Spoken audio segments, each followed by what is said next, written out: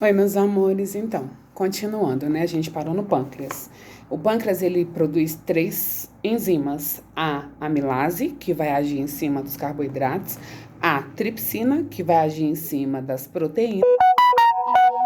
E a lipase, que vai agir o quê? Em cima das gorduras.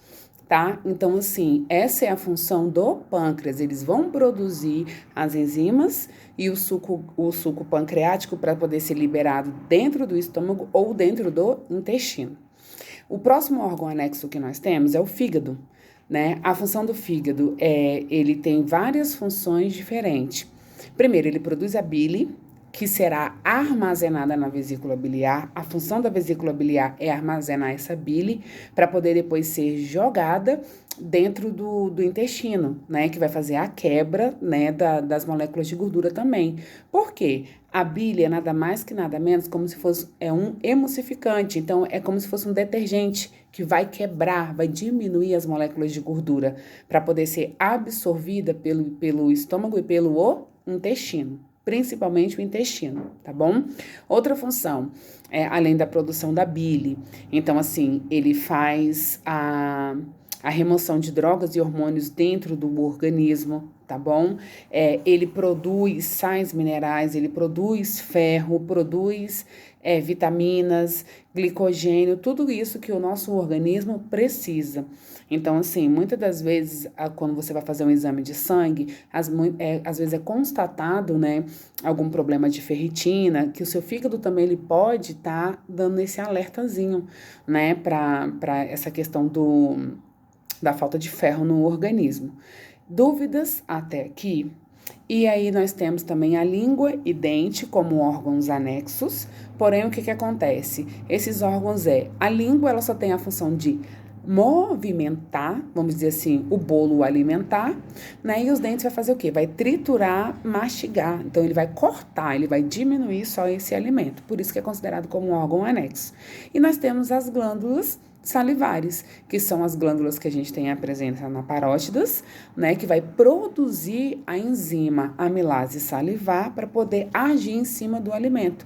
Quando eu falo da questão da digestão mecânica e da digestão química. Dúvidas até aqui?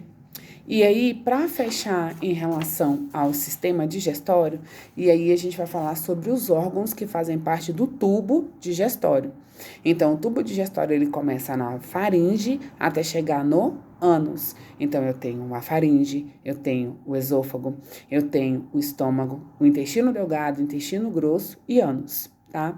A faringe é um órgão que ele faz comunicação também com mais outro sistema, com outros órgãos também. Então, a faringe, ela tem essa função de tanto fazer parte do sistema digestório, quanto do sistema respiratório, tá bom? E aí, no final da laringe, tem uma válvulazinha chamada de... Fugiu, daqui a pouco eu lembro o nome para vocês, tá? Essa válvula, a glote, lembrei, viu? Essa glote, ela tem a função de quê? De quando o alimento estiver passando pela faringe, ela fecha a entrada da laringe por alguns instantes para que esse bolo alimentar não caia na laringe e vá parar nos pulmões, tá? A faringe, ela tem um movimento voluntário. Então, ela não depende de alguém para poder. Voluntária, ela mesma consegue controlar. Então, o ato que eu estou respirando, o ar tá passando, o ato que eu estou deglutindo, tá passando também, entendeu? Então, eu consigo controlar esse movimento. Agora, os movimentos peristálticos, eles realmente começam a partir de onde? A partir do esôfago. Então, é onde o movimento peristáltico, ele começa no esôfago e ele vai terminar no ânus, que é onde vai empurrar o bolo alimentar até se tornar um bolo fecal e ser mandado para o meio externo, tá? E aí, então, a faringe, ele é um órgão que ele faz parte, tem uma função tanto no sistema respiratório quanto no sistema digestório. Então, para o sistema digestório passa o bolo alimentar e para o sistema respiratório vai passar o ar. O próximo órgão que nós temos é o esôfago. Então, é um tubo grande, musculoso, né? Aonde começam os movimentos peristálticos. Então, é ali por onde o bolo alimentar vai passar. Terminou de passar por todo o esôfago, né? Ele vai parar onde? No estômago. E aí, no estômago, a gente tem duas válvulazinhas, a válvula cárdia e a válvula piloro.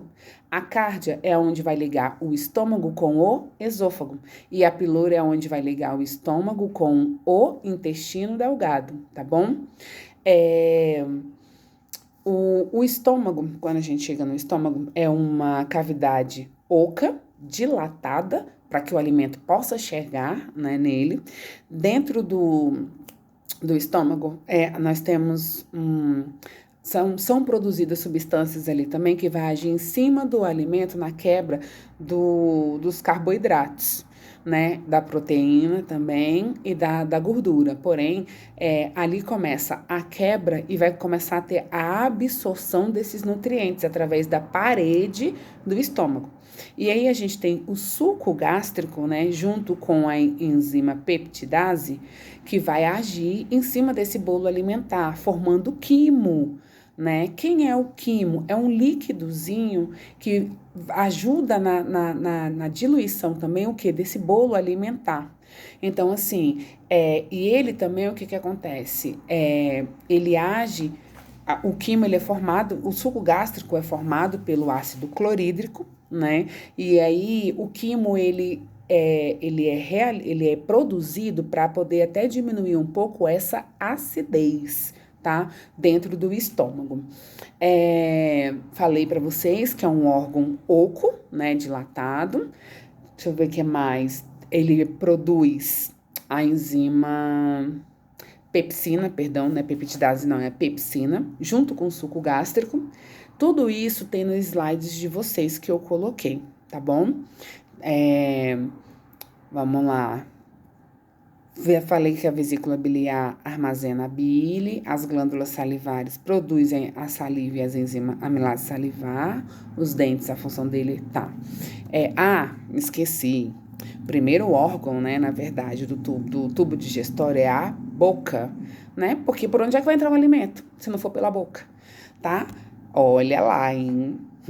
Pela boca. Então, aí a cavidade por onde entra é formado pelo palato duro, que é o céu da boca, o palato mole, que é a parte de baixo, a língua, os lábios, os dentes, né? Então, tudo, as bochechas, por dentro, isso aqui vai fazer o quê? Vai formar a boca, por onde vai começar as duas digestões, a digestão química e a digestão mecânica. Aí, a faringe, falei para vocês, o esôfago, e aí, né, o estômago, né, que eu já comecei a falar. Então, tem as duas válvulas, a válvula cárdia e a válvula piloro, né? A contração do estômago é involuntária, tá? Então, eu não consigo controlar. Ela, no estômago, ele produz um suco gástrico, o ácido clorídrico, né? Junto com a enzima pepsina, que aí vai fazer a digestão das moléculas, tá bom?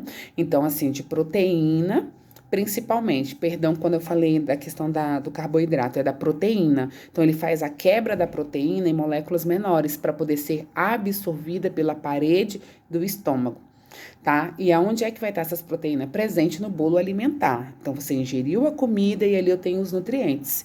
E aí, a função do estômago vai ser essa. O suco gástrico junto com a enzima pepsina vai agir em cima dessa proteína que estará no bolo alimentar. Vai diminuir moléculas menores para ser absorvida pelo nosso organismo, tá? Pelas paredes dos órgãos. E aí vai cair aonde? Óbvio que a gente sabe que é na questão da corrente sanguínea, que passa por todo o nosso corpo, tá bom? Aí, o estômago, ele forma o quimo, né? Que faz o quê? O processo de quimificação, que é proteger o estômago, o quê? Dos efeitos dos ácidos, do ácido clorídrico, que é produzido no suco gástrico. Dúvidas em relação ao estômago? Tá? E aí depois, o próximo órgão que nós temos é o intestino delgado. Ele é maior de todos, né, em relação ao intestino grosso. O calibre dele é menor, o do intestino grosso ele é maior. É dividido em jejuno, íleo e duodeno, jejuno e íleo. O intestino delgado. Então, ele se divide nessas três porções. Porção inicial, porção do meio e porção final. né? Então, geralmente, a porção final, que é o ilho, ele vai estar de encontro junto com o intestino grosso, tá bom? Né? As paredes do intestino delgado apresentam vilosidades e microvilosidades. O que seria isso? Seria pequenos cílios, vamos dizer assim, presente na parede que vai ajudar o quê? Na locomoção desse alimento, tá? Desse bolo alimentar, na absorção desse bolo alimentar na parede, né, do intestino delgado. Então, ele consegue absorver melhor, né, esse nutriente. Então, ele ajuda na absorção, tá? A digestão mecânica ainda continua aqui no intestino delgado, tá bom? Só vai terminar no ânus. A digestão química, ela já termina aqui no intestino delgado. Ela não acontece no intestino grosso. Porque no intestino grosso ele só vai absorver água, né, e sais minerais e algumas proteínas que vão estar presentes, que não foi quebradas lá no estômago, não foi quebradas no intestino delgado, vai ser quebrada algumas pequenas no intestino grosso.